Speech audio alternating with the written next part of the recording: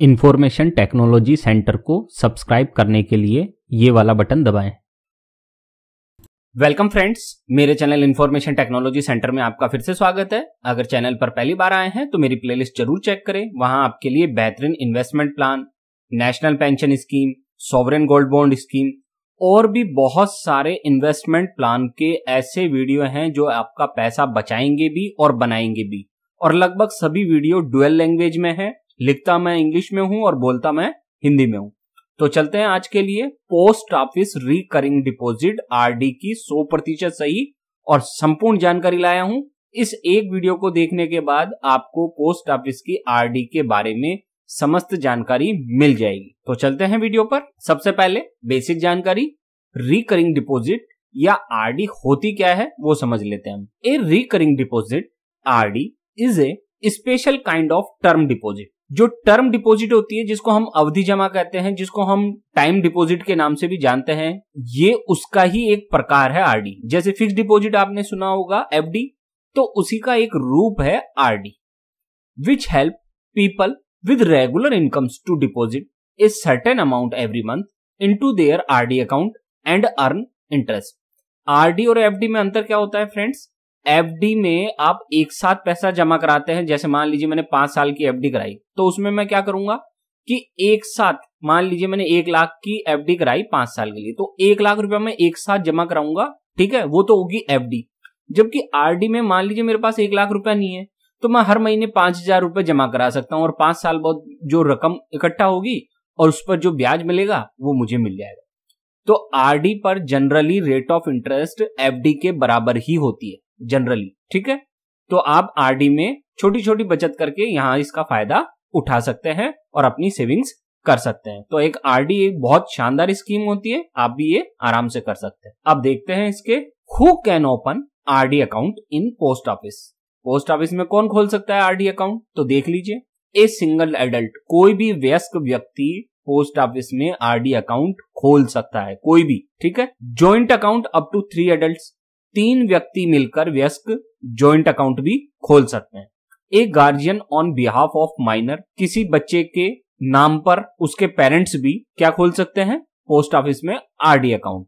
A guardian on behalf of person of unsound mind, कोई unsound mind है किसी व्यक्ति का, उसके आधार पर भी गार्जियन क्या खोल सकते हैं RD account. A minor about 10 years in his own name, कोई माइनर है, कोई बच्चा है लेकिन उसकी उम्र 10 साल से अधिक है, तो 10 साल से अधिक है वो बच्चा, लेकिन फिर भी वो अपने नाम पर आरडी अकाउंट खोल सकता है पोस्ट ऑफिस में, ये अनुमति दी गई है। फिर है any number of accounts can be open, आप कितने भी आरडी अकाउंट खोल सकते हैं। एक व्यक्ति चाहे जितने आरडी अकाउंट खोल सकता है, उसमें कोई लिमिट नहीं है। फिर आगे देखते हैं deposits money in RD accounts, तो देख लेते हैं इसको। Account can be open by cash और चेक। सबसे पहले आप जो आरडी अकाउंट खोलना चाहते हैं वो कैश से भी खोल सकते हैं, चेक के थ्रू भी खोल सकते हैं। दूसरा, minimum amount for monthly deposit is ₹100। आप कम से कम अगर आपको आरडी अकाउंट खोलना है तो 100 रुपीज मंथली तो जमा कराना ही पड़ेगा। ये इसकी मिनिमम लिमिट है, इससे कम रुपए की आप आरडी अकाउंट नहीं खोल सकते। And above minimum in multiple of ₹100, 10 rupees. फिर 100 रुपए से आगे की जो आप एफडी बनाना चाहते हैं वो 10 रुपीज के मल्टीपल में बना सकते हैं। आप 100 रुपए की भी बना सकते हैं, 110 रुपए मंथली की भी बना सकते हैं, 120, 1,10,000, कितने की भी बना सकते हैं। No maximum limit. आपको मिनिमम लिमिट तो दी गई है 100 रुपए की, मैक्सिमम लिमिट कोई भी नहीं है। आप जितना चाहें उतना मंथली पैसा जमा करा सकते हैं पोस्ट ऑफिस की आरडी अकाउंट में, इस पर किसी प्रकार की कोई सीमा नहीं रखी गई है। फिर आगे है deposits money in RD account, इसका कुछ भाग है, देख लेते हैं। Subsequent deposit shall be made up to 50th day of month if account is open up to 50th of a calendar month. यदि आपने आरडी अकाउंट किसी भी महीने की 15 तारीख तक खोला है, ध्यान देना, अगर आपने आरडी अकाउंट किसी भी महीने की 15 तारीख तक खोला है तो आपको आगे आने वाले वर्षों में, आने वाले महीनों में हमेशा 15 तारीख से पहले या 15 तारीख तक आपको अपना पेमेंट जमा कराना होगा अपने आरडी अकाउंट में, वरना वो पेनल्टी के रूप में लेट माना जाएगा। समझ में आई? अगर आपने 1 तारीख से 15 तारीख तक अकाउंट खोला है तो आप हर महीने आपको 1 तारीख से लेके 15 तारीख के बीच में ही पैसा जमा कराना पड़ेगा, अपनी किस्त जमा करानी पड़ेगी। ठीक। Subsequent deposit shall be made up to last working day of month if account is open between 60th day and last working day of a calendar month. और अगर आपने 16 तारीख से लेकर महीने की लास्ट तारीख, फरवरी है तो 28 भी हो सकता है, 30, 31 और महीने के लिए हो सकता है। तो कहने का मतलब 16 तारीख से लेकर महीने की किसी भी अंतिम तारीख तक आपने अकाउंट खुलवाया तो आपको छूट दी गई है कि आप जो आने वाले महीनों में किस्त जमा कराएंगे, जो डिपॉजिट करेंगे, वो महीने की लास्ट तारीख तक जमा करा सकते हैं। अब इसमें यह नहीं होना चाहिए कि सर महीने फरवरी में मैंने 27 तारीख को जमा कराया था पैसा, ठीक है, अब अप्रैल में और मेरे को मार्च तो होता है सर 28 से ज्यादा का होता है, तो क्या मैं 29-30 को जमा करा सकता हूं? हाँ, जमा करा सकते हैं। महीने की अंतिम तारीख कोई सी भी हो वो मान्य होगी अगर आपने 16 तारीख या उसके बाद पैसा जमा करवाया है तो। ठीक, ये हो गया क्लियर। फिर आगे चलते हैं। How to deposit money in RD account. RD account में आप कैसे पैसे जमा करा सकते हैं वो देख लीजिए। You can deposit money offline by going to post office. आप चाहें तो अपनी पोस्ट ऑफिस की ब्रांच पर जाकर ऑफलाइन पैसा जमा करा सकते हैं आरडी अकाउंट में, और through online with India post payment bank IPB। और आप चाहें तो इंटरनेट बैंकिंग का यूज करके ऑनलाइन भी आप पोस्ट ऑफिस के आरडी अकाउंट में पैसा जमा करा सकते हैं। लेकिन इसके लिए क्या करना पड़ेगा? You can also deposit from your bank, but first you have to transfer your money from bank to IPB saving account and then after you can deposit money in your RD account of post office। इस चीज को clear समझ लीजिए। आप अपने bank से direct post office के RD account में कोई भी पैसा जमा नहीं करा सकते हैं। तो फिर कैसे जमा करा सकते हैं? अपने बैंक से, जैसे मान लीजिए आपका SBI बैंक है, तो SBI बैंक से पहले आप कहां पैसा ट्रांसफर करेंगे? Online India post payment bank में। अगर आपका यहाँ खाता है, सेविंग बैंक अकाउंट, सेविंग खाता है ना, क्योंकि ये सर्विस स्टार्ट की गई है पोस्ट ऑफिस के द्वारा, तो सबसे पहले आप SBI के, आपका अकाउंट अगर SBI में है तो वहां से पैसा कहां ट्रांसफर करेंगे? IPB यानी कि इंडिया पोस्ट पेमेंट बैंक के सेविंग अकाउंट में ट्रांसफर करेंगे, और फिर वहां से आप ऑनलाइन अपने आरडी अकाउंट में पैसा जमा करा सकते हैं। लेकिन डायरेक्ट अगर आप सोच रहे हैं कि मैं SBI से डायरेक्ट पोस्ट ऑफिस में पैसा जमा करा लूं, तो ये सेवा डायरेक्ट उपलब्ध नहीं है करंट में। फिर आगे चलते हैं। आरडी इंटरेस्ट रिसीव्ड, इसको देख लेते हैं। In RD the interest component is paid out along with the principal amount at the time of maturity of the RD. जब आपकी आरडी मैच्योर हो जाएगी तब उसके बाद आपको जितना भी आपका ब्याज और मूलधन है वो सारा का सारा एक साथ मैच्योरिटी पर लौटाया जाएगा। आपको बीच में कुछ भी पैसा नहीं दिया जाएगा। जब आपकी आरडी मैच्योर होगी तभी आपको सारा ब्याज और सारा पैसा एक साथ दिया जाएगा। The interest earned on RD on every quarterly calculation is reinvested which helps you to reap the benefit of compounding. और यहाँ जो कंपाउंडिंग हो रही है वो क्वार्टरली हो रही है। क्वार्टरली कंपाउंडिंग का मतलब क्या होता है फ्रेंड्स, कि हर 3 महीने में जो भी ब्याज बनता है वो आपके आरडी अकाउंट में इन्वॉल्व किया जाता है और उस पर फिर ब्याज पर ब्याज बनने लग जाता है। समझ रहे हैं बात? 3 महीने में मान लीजिए आपने 100 रुपए जमा कराए, इनिशियली प्रारंभ में आपने 100 रुपए जमा कराए, ठीक है। 3 महीने बाद मान लीजिए वो 110 रुपए हो गए ब्याज से, फिर आपको अगले 3 महीने जो ब्याज मिलेगा ना वो 110 पे मिलेगा, यानी कि 100 रुपए पे नहीं 110 पे ब्याज मिलेगा। कहने का मतलब जितना ज्यादा ब्याज जुड़ता चला जाएगा उस ब्याज पर भी ब्याज बनता चला जाएगा। इस तरह से आपको बेनिफिट यहाँ होगा। फिर आगे है आरडी इंटरेस्ट रेट देख लेते हैं। From 1 April 2020 1/4/2020 interest rate is 5.8% per annum. 1 अप्रैल 2020 से पोस्ट ऑफिस में जो आरडी की इंटरेस्ट रेट रखी गई है वो 5.8% है प्रति वर्ष, यानी कि 1 वर्ष में आपको 5.8% ब्याज मिलेगा आपकी रकम पर। फिर है आगे immunity from interest rate swings, इसको देख लेते हैं। RD interest is calculated at a fixed rate through out the it's tenure. जो आपको आरडी पर इंटरेस्ट दिया जाता है वो फिक्स होता है। एक बार आपका आरडी अकाउंट जिस रेट पर खुल गया फिर वही रेट हमेशा एप्लीकेबल होगी जब तक वो आपका आरडी ऐप चालू है। So if post office offers an interest rate of 5.8% on your RD, interest calculation will be done at this rate irrespective of the changing market trends or change in your post office policies regarding interest rate offered. तो अगर आपने एक बार मान लीजिए 5.8% पर अपना RD account खोल लिया, ठीक है, फिर बाद में पोस्ट ऑफिस ने मान लीजिए रेट को घटाकर 5% कर दिया, तो भी आपको तो ब्याज क्या मिलेगा, 5.8% के हिसाब से ही मिलेगा। जो एक बार रेट ऑफ इंटरेस्ट तय हो गई है आपके अकाउंट खोलते वक्त, वही रेट ऑफ इंटरेस्ट से ब्याज आपको जब तक मिलेगा जब तक आपका आरडी अकाउंट चालू हो, ठीक है। तो ये फायदा है। फिर है what is the minimum and maximum tenure of investment in an RD account. तो देख लेते हैं। Minimum and maximum tenure of A recurring deposit RD is 5 year fixed. Post office में मिनिमम और मैक्सिमम दोनों ही टेन्योर 5 साल का रखा गया है, यानी कि 5 साल से ना तो कम की खुला सकते हैं आरडी, ना 5 साल से ज्यादा की आरडी खुला सकते हैं। आपको फिक्स 5 साल की आरडी ही खुलवानी पड़ेगी, ये पोस्ट ऑफिस में निर्धारित किया गया है। फिर आगे है पेनल्टी। देख लेते हैं अब कि अगर हमने पैसा समय से नहीं जमा कराया है तो क्या पेनल्टी लगेगी। Number 1 case, if subsequent deposit is not made up to prescribed day for a month. यदि आपने जो पैसा महीने के जिस तारीख तक जमा कराना था, हमने 2 केस देखे थे कि एक तो 1 से लेके 15 तारीख तक का केस था, दूसरा था 16 तारीख से लेके महीने की अंतिम तारीख तक का। तो उन दोनों में से जो भी आपका ऑप्शन था उस तारीख तक आपको पैसा जमा कराना है, और अगर नहीं जमा कराते हैं तो आपको पेनल्टी देनी होगी।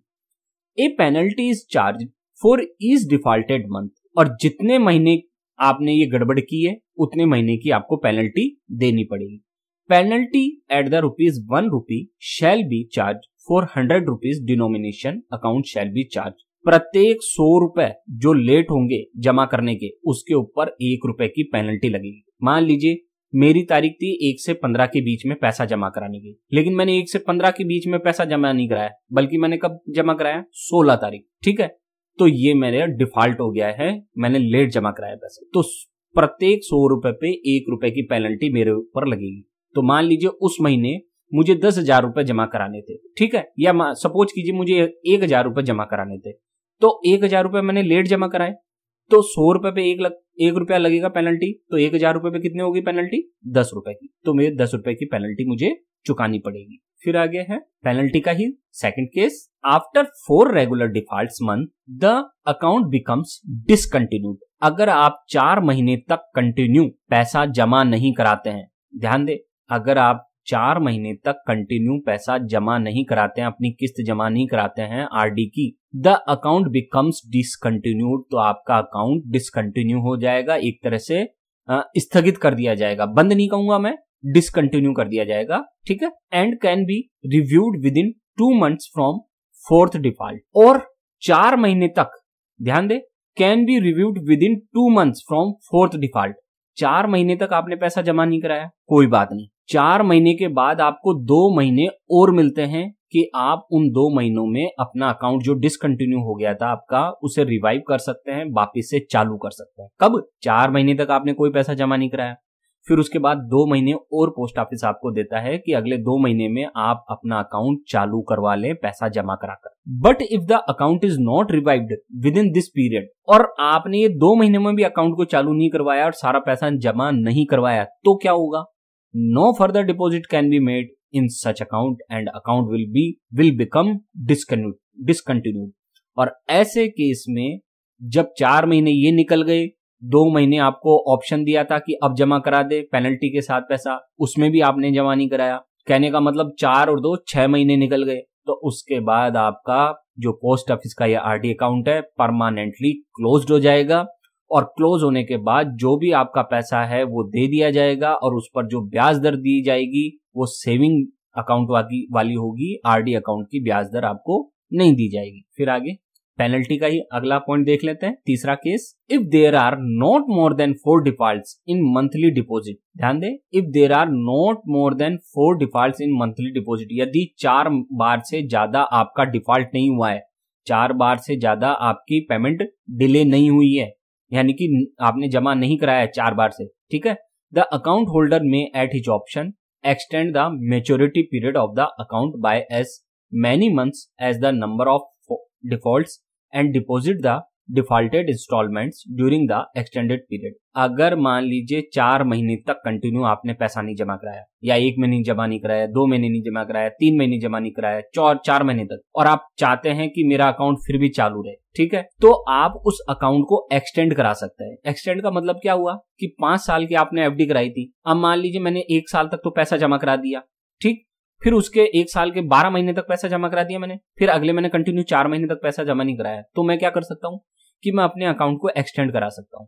एक्सटेंड मतलब कि मेरी जो 5 साल की एफडी थी अब वो हो जाएगी 5 साल और 4 महीने की, जिसमें से 4 महीने वो लैप्स हो जाएंगे, हटा दिए जाएंगे, जिसमें मैंने पेमेंट जमा नहीं करवाई थी, ठीक है। तो ये एक्सटेंशन इस तरह से पॉसिबल है। फिर आगे है एडवांस डिपॉजिट। देखते हैं एडवांस में अगर आप पैसा जमा कराते हैं उसका क्या फायदा मिलता है आपको। इसमें देखते हैं पहला point, if an RD account is not discontinued can made advance deposit up to 5 years in an account. आप अपने आरडी अकाउंट में एक साथ 5 साल का पैसा भी जमा करा सकते हो। देखो है तो आरडी अकाउंट कि यानी कि किस्तों के रूप में जमा कराओ, लेकिन पोस्ट ऑफिस ने आपको ये ऑप्शन दिया है कि आप आरडी को फिक्स डिपॉजिट की तरह भी यूज कर सकते हो, कि आप चाहो तो जितना 5 साल में आप पैसा जमा कराने वाले हो आगे आने वाले, वो सारा का सारा पैसा एक साथ अभी करंट में जमा करा सकते हो। आप ऐसा कर सकते हो, या थोड़ा सा भी जमा करा सकते हो, जितनी आपकी इच्छा है एडवांस उतना जमा करा सकते हो। Rebate on advance deposit of at least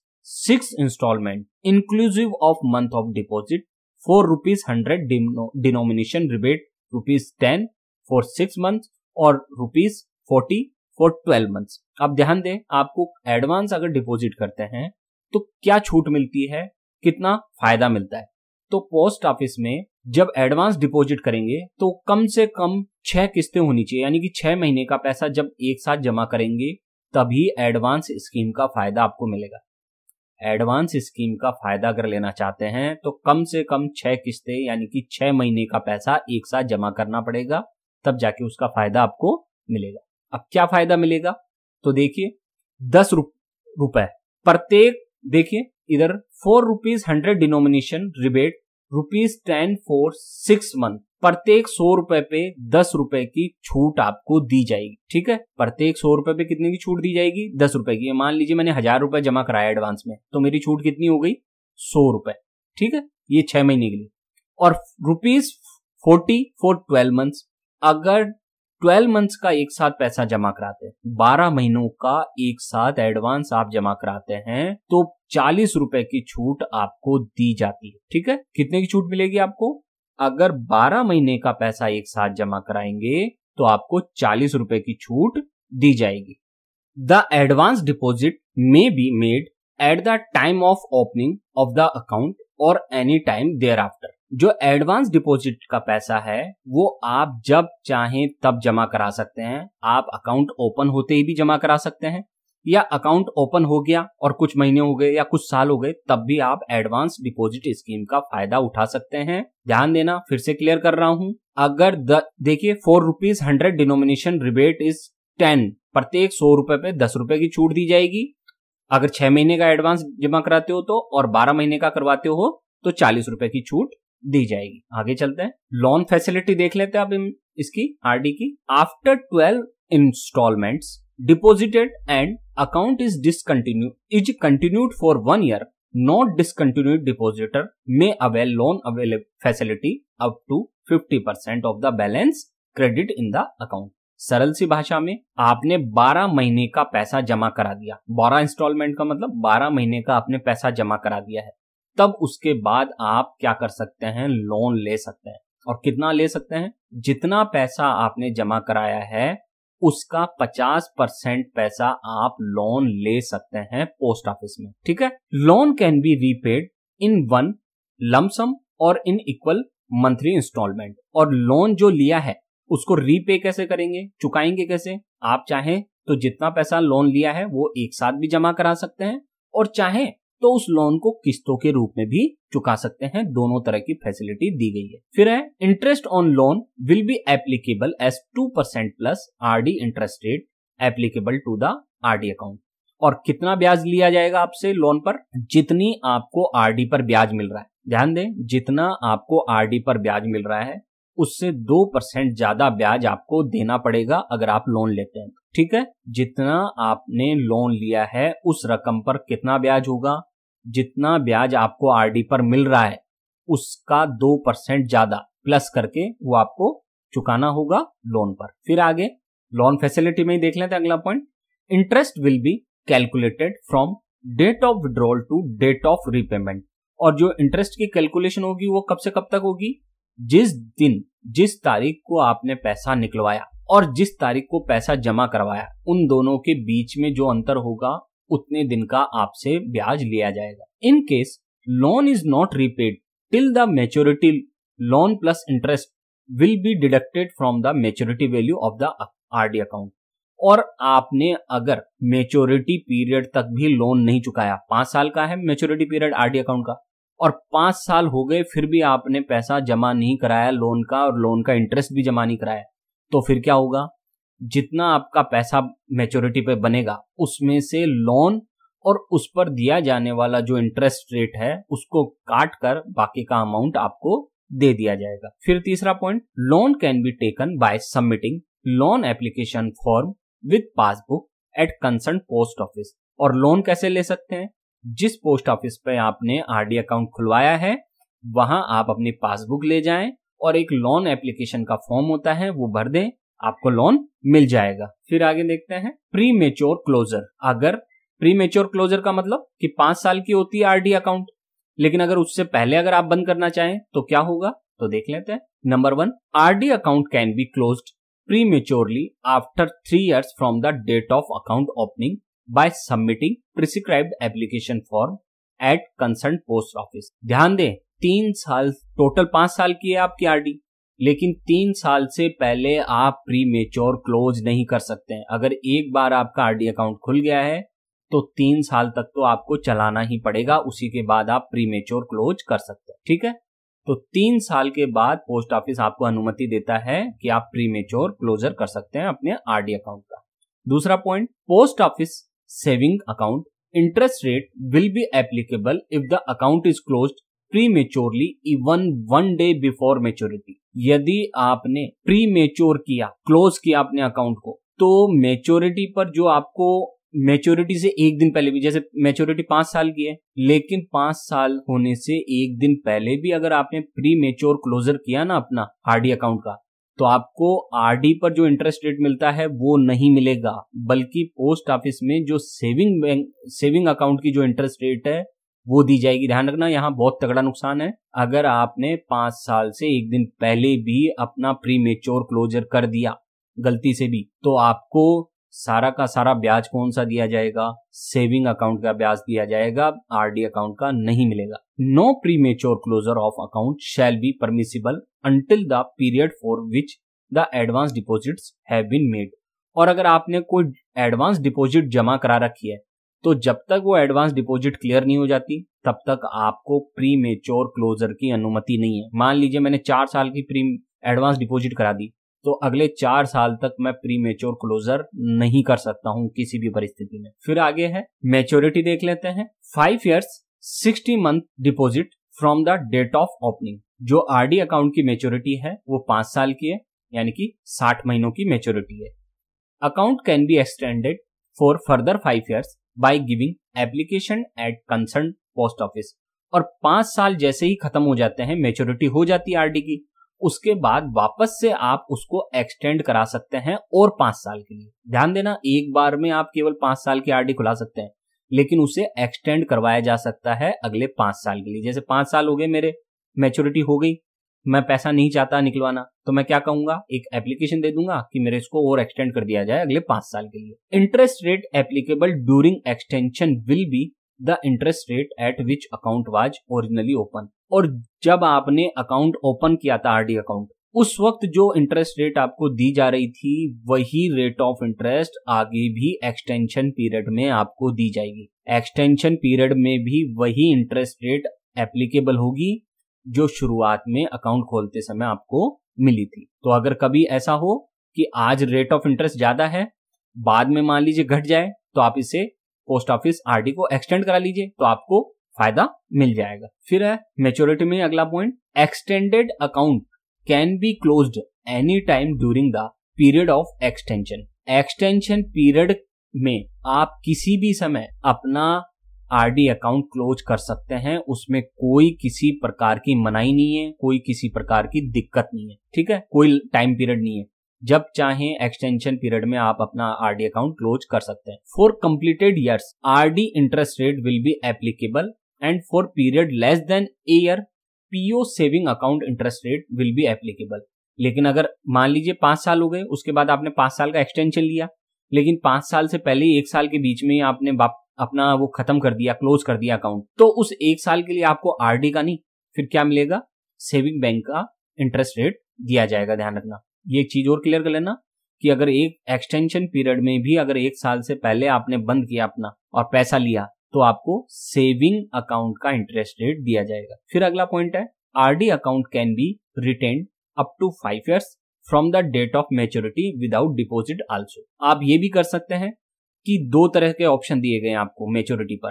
पहला ऑप्शन क्या था, पहला ऑप्शन है कि 5 साल हो गए, मैं 5 साल के लिए एक्सटेंशन ले रहा हूं, एक्सटेंड करा रहा हूं अकाउंट को, और जितनी मैं डिपॉजिट करा रहा था मंथली वो मैं जमा कराता रहूंगा। और जैसे मान लीजिए मैंने 1000 रुपए मंथली से अकाउंट खोला था, ये तो 5 साल हो गए, जितना पैसा बना ठीक है, मैं और 5 साल के लिए एक्सटेंड कराता हूं और 1000 रुपए मंथली मैं आगे भी जमा कराता रहूंगा। पहला ऑप्शन।